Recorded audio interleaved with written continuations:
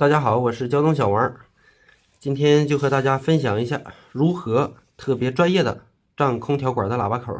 现在就给大家演示一下。首先，咱们把要胀管的铜管拿过来，然后去除掉多余的部分。胀喇叭口的时候，一定要选择一个特别直的管，要不铜帽套上去以后就卡住了。我拿这个管是个19的，特别粗啊，所以胀起来也是比较麻烦。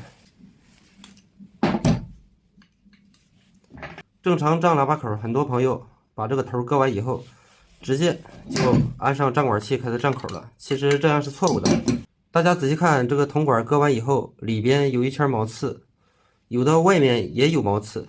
那么这个毛刺如果不清除掉，胀完喇叭口以后，有可能会影响喇叭口的密封效果，造成漏出。那么怎么清除掉这个毛刺呢？用这个专用的清管神器。这个专门去毛刺的剃刀，里边这个是清除管内部的毛刺，外边是清除管外面的毛刺，使用起来特别简单，把它放进去转几下就可以了。转的时候要注意，最好是头朝下，这样毛刺清完以后就会全部掉到地上，不会残留在管道中。里边清完以后，把它翻过来，再清一下外面的，这样清完以后，管道中就没有毛刺了。这时咱们再用胀管器胀喇叭口。首先咱们找来对应的掐子，这个是19的管，咱们就用最大号的。掐上去以后，从侧面看留出来大约2毫米左右就可以。这个一定不要留多了，留多了胀出的喇叭口太大了，那样就卡在铜帽外面了。这样压紧以后，先不要着急把这个掐子放上去，咱们还要进行关键的一步，就是这个东西。这个是什么呢？冷冻油。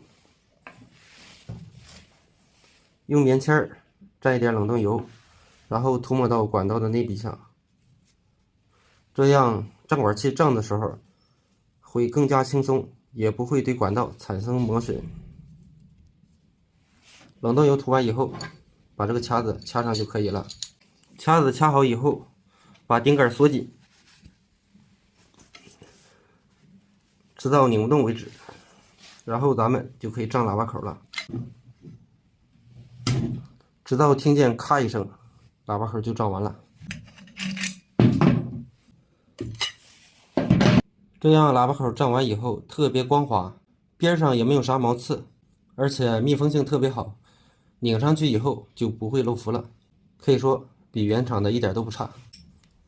而且喇叭口胀完以后和铜管配合的特别紧密，缝隙也刚刚好，一点也不会卡顿。大家觉得这种胀喇叭口的方式怎么样？就是麻烦了点，不过胀完的喇叭口拧上绝对不会漏。好了，本期的视频就和大家分享到这里，咱们下期再见。